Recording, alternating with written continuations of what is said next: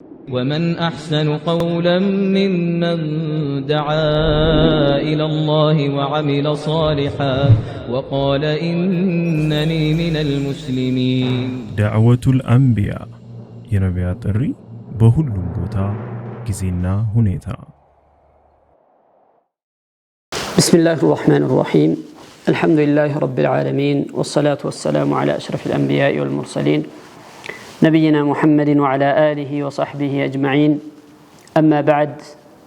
السلام عليكم ورحمة الله وبركاته. الله سبحانه وتعالى لبارتشو يتلايو عبادة አይነቶችን የተለያዩ ወደሱ መቃረቢያ ነገሮችን ተሽሪዕ ሲያደርግ ሲደነግግ ህግ አድርጎ ሲያወጣና መንገድ አድርጎ ሲዘረጋው የተለያዩ መቃሲዶች የተለያዩ ዓላማዎችና ሊሳኩ የሚፈለጉ ግቦችን ያስቀምጣል። ማንኛውም ዒባዳ ቢሆን ማንኛውም የአምልኮ ዘርፍ ቢሆን በውስጡ በጀርባው የሚይዘው በጣም አያሌ መልካም ነገሮችና በጣም ትልቅ የሆኑ ግቦች ዓላማዎች አሉት። ሐጅ أحد أركان الإسلام كسلمنا أركانوች كسلمنا ማዕዘናቶች አንዱ ትልቁ ዋነኛው ከዋና ዋና የእስላም ምሰሶ ከሚቆጠሩት ነገሮች አንዱ ነው ማለት ነው። ይህንን ሐጅ አላህ Subhanahu Wa Ta'ala ለሰዎች ህግ አድርጎ ሲያስቀምጥ እንዲሰሩ ሰዎች እንዲሰሩት ሲደነግግ መቃሲዶች አሉት፣ የተለያዩ አይነት ዓላማዎች አሉት። ዛሬ ላይ በጣም በርካታ ሰዎች ብዙ ሰዎች አላህ Subhanahu Wa Ta'ala ለሐጅ ወፍቋቸው ሐጅን ለማድረግ ገጥሟቸው ሲሄዱና ሐጅ አድርገው ሲመለሱ ይታያል። እንግዲህ በአለም ላይ ከተለያዩ አካባቢዎች የተነሱ ሰዎች በብዙ በሚሊዮኖች የሚቆጠሩ ሰዎች እየሄዱ ሐጅ ያደርጋሉ። ታዲያ ይህንን ሐጅ በሚደረግ ጊዜ የሚፈለግለትን ዓላማ አሳክቷል ወይ? በትክክል ያ ነገር ተተግብሯል ወይ? የተቀመጠለት አህዳፍ ግቡን መጥቷል ወይስ የሚለው ጥያቄ ግን ሊሰመርበት የሚገባ ሊታሰብበት የሚገባ ትኩረት ሊሰጠው የሚገባ ትልቅ ነገር ነው ማለት ነው። ምክንያቱም ሐጅ የሚባለው ነገር ዝም ብሎ የመዝናኛ ጉዞ አይደለም፣ ወይም ደግሞ የሆነ ሀገር ለማየት ምናምን የሚደረግ ብቻ ጉዞ አይደለም እና ዓላማዎች አሉት። እነዚህ መቅሲዶች እነዚህ ዓላማዎች በትክክል ግባቸውን የሚመቱት በትክክል ለታለመለት ዓላማ የሚውሉት ምን ሲሆን ነው? አህዳፉን መቃሲዱን ዓላማውን በደንብ ስናውቅና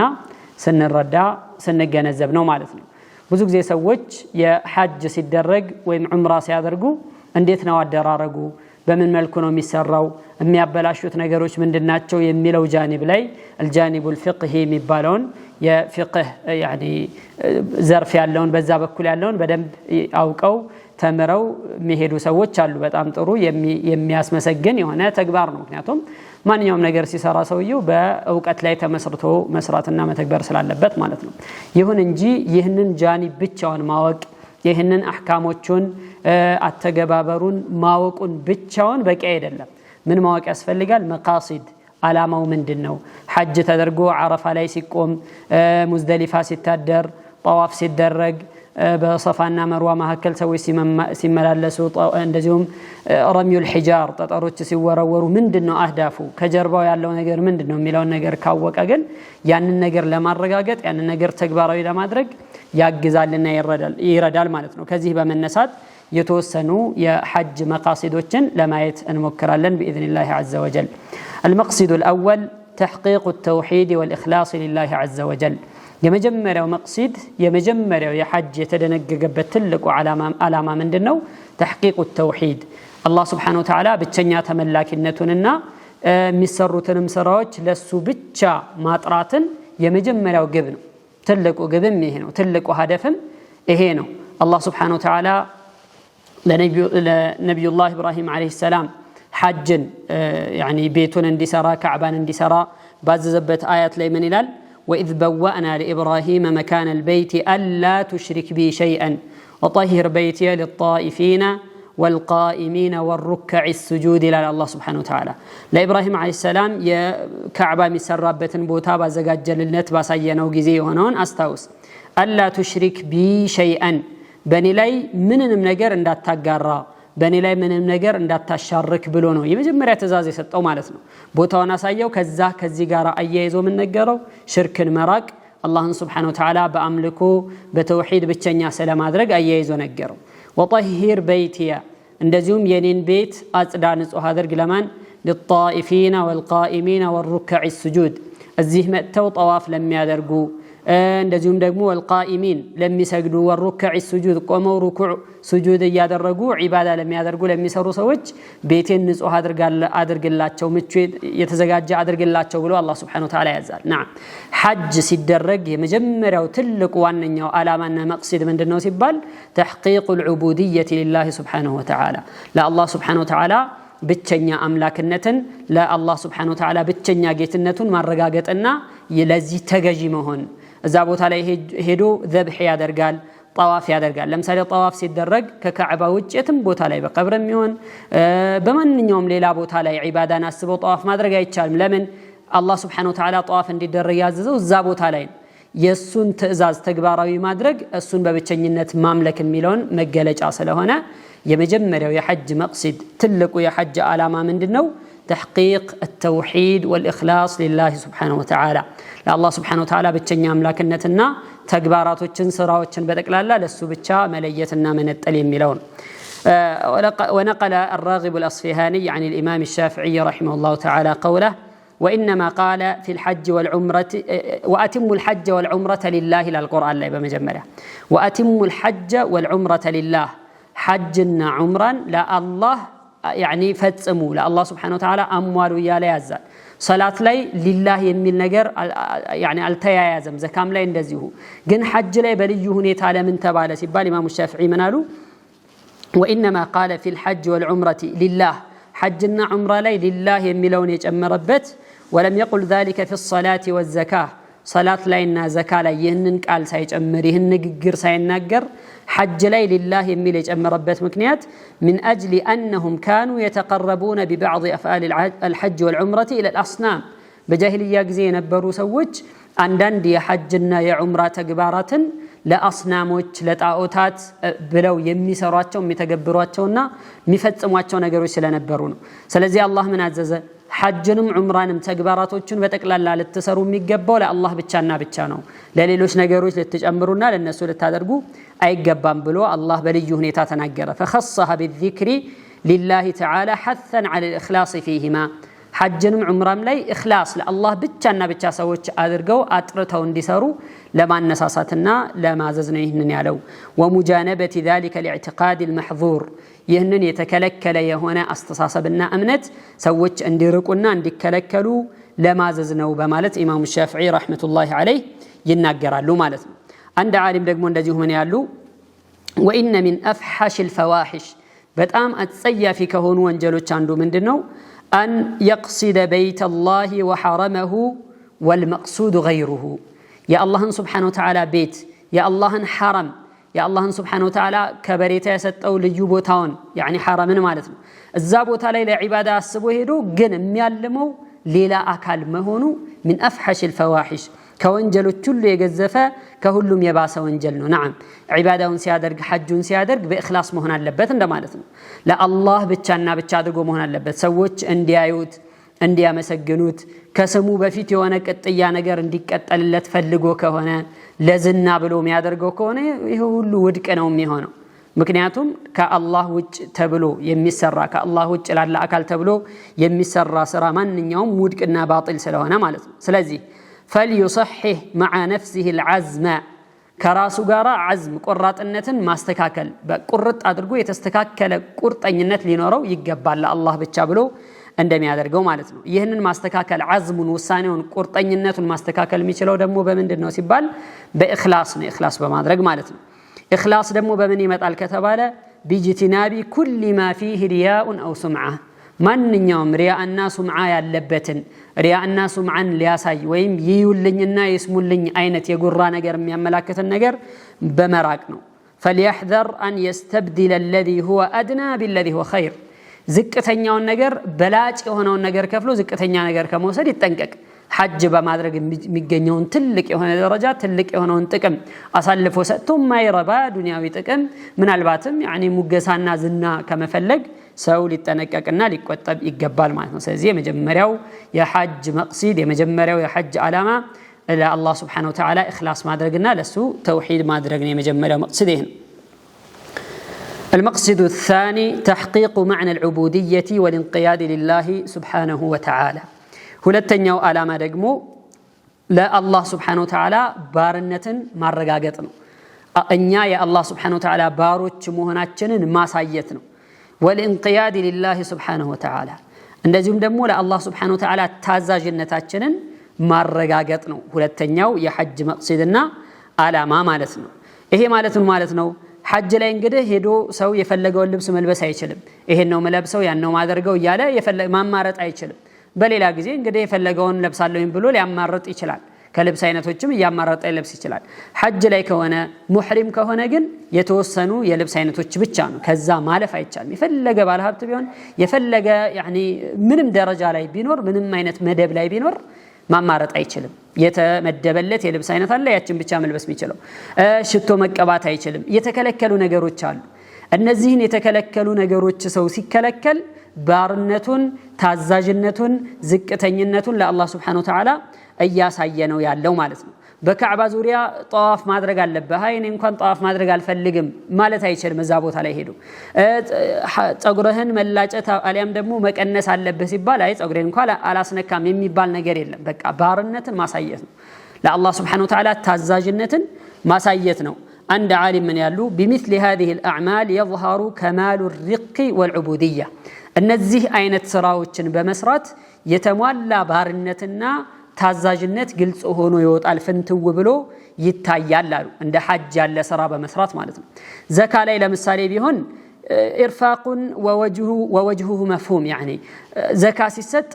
ግልጽ ነገር ነው ትርጉሙ የሚገባን ለምን እንደምናደርገው የምናውቀው ነገር ነው ዘካ ስንሰጥ በቃ ሌሎችን መርዳት የሚል ማዕና አለው ከራሳችን ላይ ግዴታችንን ማውረድና ሌሎችን ማገዝና መደገፍ መደጎም የሚል ማዕና አለው ይሄ ማዕናው ሐሳቡ ትርጉሙ የሚታወቅ ነገር ነው ጾም ቢጾም ማዕናው ይታወቃል ለምንድነው የሚጾመው ውስጡን ለመስበር የነፍስያውን ፍላጎት ለመግታት በዚህም ደግሞ የሸይጣንን ጉትጎታና የሸይጣንን ውስወሳ ተንኮል ለማስቆም ነው ያኒ ጾም የሚጾመው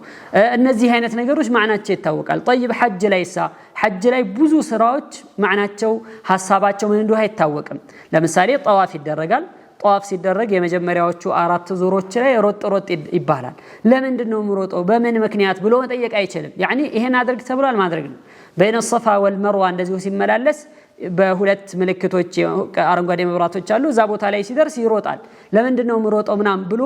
የሚጠይቀው ነገር አይኖርም በቃ ይሄኛው አላህ Subhanahu Wa Ta'ala ስላዘዘ ሸሪዓ በዚህ መልክ አድርግ ብሎ ስላለኝ የሚል ሐሳብ ብቻ ነው ያለው ስለዚህ ሸሪዓ አድርግ ያለኝን ነገር ትርጉሙን ተረዳሁትም አልተረዳሁትም ለምን እንደሆነ ገባኝም አልገባኝም መስራት መቻል አለብኝ ማድረግ አለብኝ ብሎ ሲል አንድ ሰው ባርነትን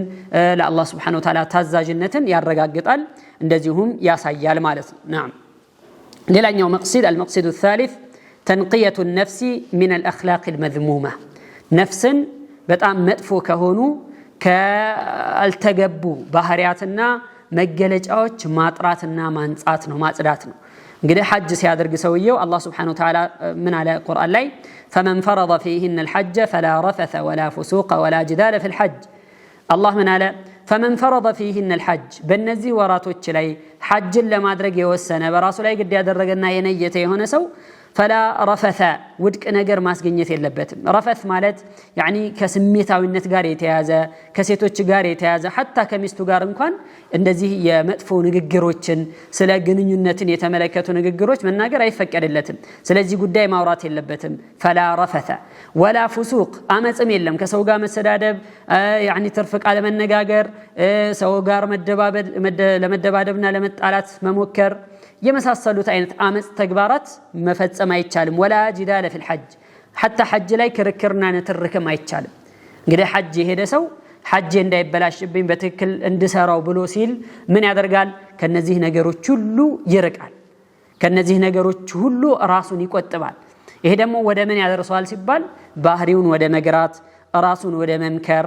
ራሱን ወደ መቆጠብ ቁጥብ እንዲሆን يعني ልቅ እንዳይሆን የሚያደርገው ነገር ነው ማለት ነው ሼክ المفسر السعدي رحمه الله عليه من قالوا يجب أن تعظموا الإحرام بالحج بحج إحرام ባደረጋችሁ ጊዜ ይህንን ልታልቁት ልታከብሩት ቦታ ልትሰጡት የግድ ነው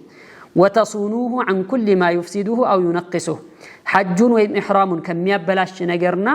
درجون كميكأنس كمياقوادل نجر متأبك يجدنو من الرفث لمثال رفث مثل رفث مالت وهو الجماع ومقدماته الفعلية والقولية جنينتنا كجنينت مندر ودد جنينت ميوسلو مندر درياوش بنيجرم بك عالم ميهون بتجبارم ميهون ودزالي يدرسوا ميشلو نجروتشن هلو مراك يجدنا خصوصا عند النساء بحضرتهن بتلي سيتوچ አጠገብ ስለዚህ ጉዳይ ማውራት ከሚስቱ ጋርም እንኳን ቢሆን ይህን ነገር ማውራት የተከለከለ ነው መቆጠብ አለበት አይቻልም ሐጅ ላይ ነው ያለው ሰውዬው አድቦ ስርዓት ይዞ ነው ሐጁን መቀጠል ያለበት فسوق ማለት ደግሞ هو جميع المعاصي ሁሉም የወንጀል አይነት እዚህ ውስጥ ይገባል ومنها محظورات الإحرام ከዚህ መካከል በኢህራም ወቅት ላይ ክልክል የሚሆኑ ነገሮች በተቀላላ እዚህ ውስጥ ይካተታሉ እዚህ ውስጥ ይገባሉ والجدال وهو الممارات والمنازعة والمخاصمة ክርክር ንትርክና ጭቅጭቅ የመሳሰሉ ነገሮች ሁሉ ክልክል ናቸው ለምን لكونها تثير الشر وتوقع العداوة ምክንያቱም እንደዚህ አይነት ክርክሮች ንትርኮች ጭቅጭቆች በሚመጡ ጊዜ ሰዎች ሙስሊሞች እርስ በራስ አለመግባባት አለመስማማት መጥፎ ነገር ጠላትነት ስሜት እንዲሰማቸው የጥላቻ ስሜት እንዲያድርባቸው የሚያደርግ ስለሆነ የተከለከለ ነው والمقصود من الحج الذل والانكسار لله عز وجل كحج دمو የሚፈልገው ነገር ምንድነው ዝቅ ማለትና መሰበር ነው ለአላህ Subhanahu Wa Ta'ala መተናነስና መዋረድ ነው አይኑንም ምላሱንም ሁሉም ነገር መቆጠብ ነው የሚፈልገው والتقرب اليه بما امكن من القربات በቻለው ወደ አላህ መቃረቢያ አይነት ነገሮች በዚክር ሊሆን ይችላል በሰደቃ በዱዓ ሊሆን ይችላል በቂራአት القرآن በተለያዩ ወደ አላህ መቃረቢያ አይነት ነገሮች ወደሱ መቃረብ ነው የሚፈልገው والتنزه عن مقارفة السيئات تكلكلوا نجاروتشن كمان دافر نا كمسرات مقوطبنا متنقق ነው የሚፈልገው ይህን ሁሉ ሲያደርግ ሐጁ መብሩር ይሆናል ንጹህ የሆነ ወንጀል ያልተቀላቀለበት በጣም يعني ተቀባይነት ያለው አላህ ዘንድ ተወዳጅ የሆነ የሐጅ አይነት ይሆናል والمبرور ليس له جزاء إلا الجنة ትክክለኛ በዚህ አይነት ምንም አይነት ወንጀል ያልተቀላቀለበት የሆነ ሐጅ ደግሞ ጀዛኡ በዚህ የሚሰጠው ምንዳ የሚከፈለው ክፍያ ምንድነው ጀነት ነው ከጀነት በላይ ሌላ ክፍያ የሚሰጠው የለም ማለት ነው እና ይሄ من مقاصد الحج ሌላ ሶስተኛው እንዳየነው ባህሪን መግራት ስርዓት መያዝ ራስን መቆጠብና ከመጥፎ ነገር ማራቅ ነው ሌላው المقصد الرابع التنبيه على أهمية الاستعداد للآخرة ለአኺራ መዘጋጀት ግዴታ መሆኑ ላይ ማንቂያ ነው ይሄ ሐጅ የሚባለው ነገር ብዙ ጥቆማዎች አሉ አኺራን የሚያስተውሱ በርካታ ነገሮች አሉ እዛ ውስጥ ላይ የሚደረግ እና ሰው በዛ መልኩ ተሰብስቦ ሁለት ልብስ ብቻ ለብሶ ትልቁም ትንሹም ደሃውም ሀብታሙም ባለስልጣኑም ተራውም ሰው በተቀላላ ሁሉም ዓሊሙም ጃሂሉም በአንድ ሁኔታ በአንድ መልኩ በዛ ቦታ ላይ መሰብሰቡ ምንን ያስተውሰናል ሲባል አኺራን ያስተውሳል ማህሸርን ያስተውሳል እዛ ቦታ ላይ ለአላህ Subhanahu Wa Ta'ala ለብቻ መቆም እንዳለ ከአላህ ጋር መተሳሰብ እንዳለ ያስተውሳልና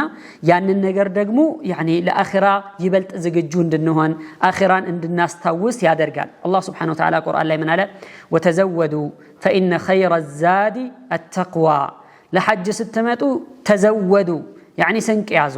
እንግዲህ ሩቅ ቦታ የሚሄድ ሰው ስንቅ ያስፈልገዋል ይሄንን ስንቅ ካልያዘ የተለያየ ቦታ ላይ ተቋርጦ ምናልባትም ህይወቱን ሊያጣ ይችላል ስለዚህ ለሐጅ ስትመጡ ስንቅ ይዛችሁ ነው ብሎ አላህ Subhanahu Wa Ta'ala አዘዘ ከዛ አያይዞ ደግሞ ምን አለ አይ ነብሃ على زاد الآخرة وهو التقوى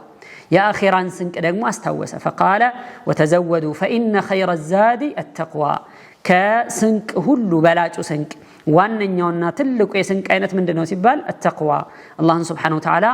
መፍራት ነው ለአኺራ የሚሆናችሁ ስንቅ ይሄ ነው እንግዲህ ዱንያዊ ለሆነው ጉዞ ምን ያስፈልጋል ስንቅ የሚበላ የሚጠጣ ነገር እንደሚያስፈልገው ሁሉ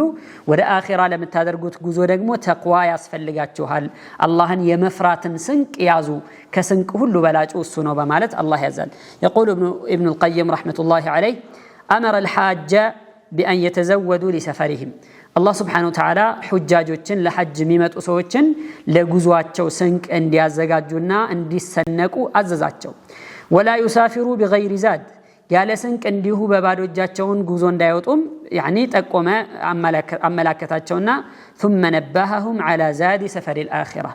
ለአኺራው ጉዞ ለአኺራው መንገድ የሚጠቅመው ስንቅ ደግሞ ምን እንደሆነ አነቃቸው ገለጸላቸው وهو التقوى فكما أنه لا يصل المسافر إلى مقصده إلا بزاد يبلغه إياه ሙሳፊር መንገደኛ ሰው ወደ መሄድበት አካባቢ ወደ አለመው ወደ አሰበው ቦታ መድረስ የሚችለው ስንቅ ይዞ እንጂ ያለ ስንቅ ሊሆን እንደማይችለው ሁሉ فكذلك المسافر إلى الله تعالى والدار الآخرة ወደ አላህ የሚጓዝ ወደ አላህ መሄድና ወደ አኺራ ሀገር የሚሄድም የሚጓዝም ሰው لا يصل إلا بزاد من التقوى የተቅዋ ስንቅ ይዞ እንጂ እንዲሁ ሊደርስ እንደማይችል አላህ Subhanahu Wa Ta'ala ገለጸና فجمع بين الزادين ሁለቱን የስንቅ አይነቶች አላህ Subhanahu Wa Ta'ala በአንድ ቦታ ላይ ሰብስቦ ተናገረ ስለዚህ ከሐጅ ከሚቀመጡ የሐጅ ግቦችና አላማዎች ሌላኛው አኺራን ማስታወስ ለአኺራ ስንቅ መያዝና ለአኺራ መዘጋጀትን ማስታወስ ነው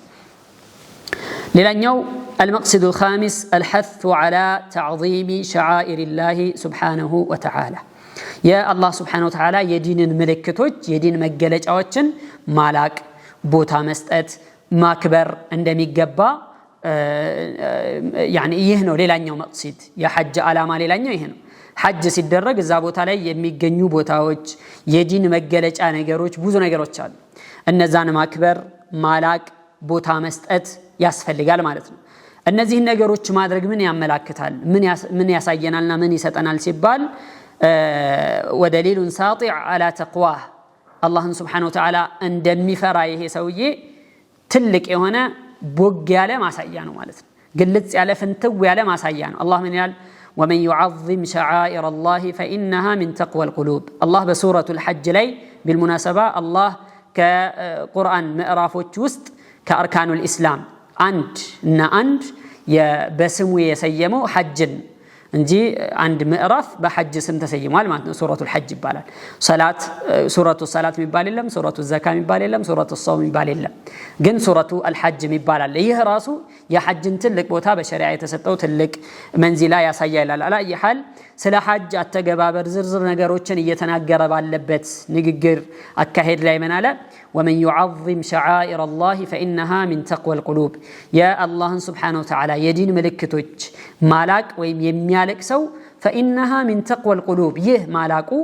የልብ ፍርሃትን الله سبحانه وتعالى እንደሚፈራ እንደሚጠነቀቅ ማሳያና ማመላከቻ ነው ብሎ الله سبحانه وتعالى ተናግሯልና تعظيم شعائر الله ከለመደ አንድ ሰው የአላህ سبحانه وتعالى የዲን ምልክቶችን ቦታ መስጠት ማላቅ ማክበር يعني ከግምት ማስገባት እነዚህ ነገሮች ከለመደ ከሐጅ መልስ ከሐጅ በሚመለስ ጊዜ ብዙ የዲን መገለጫ ነገሮች አሉ እነሱንም ማላቅ ውስጥ ይገባል ማለት ነው እነዛን ማላቅ ማክበር ቦታ መስጠት ሰላትን መስጂድን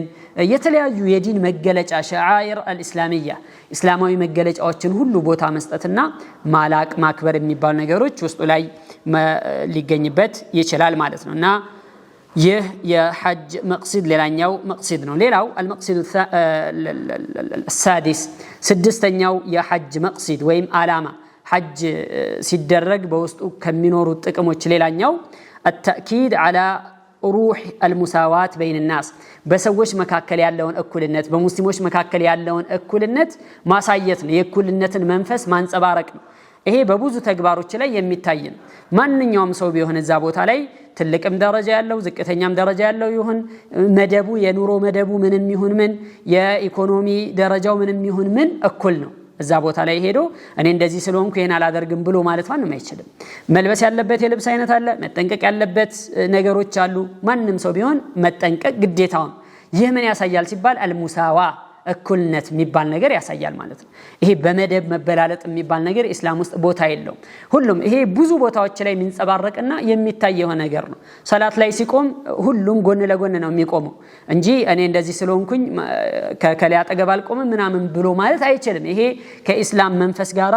የሚጻረርና ከዛ የሚወጣ የሆነ ተግባር ስለሆነ ማለት ድሮ ጊዜ በጃሂልያ ጊዜ حمص የሚባሉ ነበሩ ቁረይሾች نحن الحمص نحن اهل الحرم اهل الحرم የሐረም ባለቤቶች ነን حمصዎች ነን እና ከዚህ የሐረም ክልል መውጣት አይገባንም ብለው አረፋ ላይ አይቆሙም ነበር ዓረፋ ላይ አይቆሙም ወደዚህ መጣ ብለው ወደ ሚና ምናምን አካባቢ ከሐረም ክልል ውስጥ ያለ ቦታ ላይ ነበር የሚቆሙት ምን ነው ሲባሉ ምክንያቱም እኛ የአላህ Subhanahu Wa Ta'ala ሐረም ነዋሪዎችንን ከዛ በፍጹም አንወጣም ከተራው ሰው ጋራ ተቀላቅለን ዓረፋ ላይ አንቆምም ብለው ነበር የሚያደርጉት አላህ Subhanahu Wa Ta'ala ነብዩ አለይሂ ሰላቱ ወሰለም ሲላኩ ይሄንን ኢብጣል አደረገ ውድቅ አደረገው ثم افيضوا من حيث افاض الناس ثم افيضوا من حيث افاض الناس واستغفروا الله ብሎ አዘዛቸው በቃ ማንኛውም ሰው ሁሉ እየጎረፈ በሚሄድበት በኩል እናንተም በዛው በኩል ነው መሄድ ያለባችሁ እንጂ ለናንተ የተለየ ነገር ሊሰጣችሁ አይችልም ለናንተ የተለየ የሆነ ህግ የለም ብሎ አላህ Subhanahu Wa Ta'ala ውድቅ አደረገ እነዚህ ሁሉ መቃሲዶች ያልተዘረዘሩ ብዙ መቃሲዶች አሉና እነዚህ ሁሉ ምንን ያሳያሉ ሲባል ሐጅ የሚባለው ነገር ሄዶ እዛ ደርሶ ከመምጣት ባሻገር በጣም ትልቅ የሆኑ አላማዎች አሉት እነዚህን አላማዎች ባሳካ መልኩ አንድ ሰው ሐጁን የሚተገብር ከሆነ ቀደም እንዳየነው ليس له جزاء الا الجنه الحج المبرور ليس له جزاء الا الجنه حتى እንደው ምንድነው የተባለው በሌላ ሐዲስ ላይ من حج فلم يرفث ولم يفسق رجع كيوم ولدته امه او كما قال النبي عليه الصلاه والسلام حج ይህንን ቤት ሐጅ አድርጎ ሲያበቃ ምንም አይነት ውድቅ ነገር ሳያስገኝ መጥፎ ነገሮችን ሳይነጋገር በታዘዘው መልኩ በትክክል የተገበረ ሰው ከዛ ሲመለስ ልክ እንደተወለደበት ቀን ሆኖ ንጹህ ሆኖ ከወንጀል የጠራ ሆኖ ይመለሳል በማለት ነብዩ አለይሂ ሰላቱ ወሰለም ተናግረዋልና ሐጅ የወፈቀው ሰው እነዚህን መቃሲዶች በጀርባ እንዳሉ ሊያስብ ሊያለም እነዚህን ነገሮች ለማግኘትና ለማሳካት ሊጣጣር ይገባል አላህ Subhanahu Wa Ta'ala ለመልካሙ ይወፈቀን جعلني الله واياكم من الذين يستمعون القول فيتبعون احسنه اولئك الذين هداهم الله وأولئك هم أولو الألباب وصل اللهم وسلم على نبينا محمد وعلى آله وصحبه أجمعين وإلى لقاء آخر والسلام عليكم ورحمة الله وبركاته ومن أحسن قولا ممن دعا إلى الله وعمل صالحا وقال إنني من المسلمين دعوة الأنبياء ينبيات الري بهل بوتا كزينا هنيتا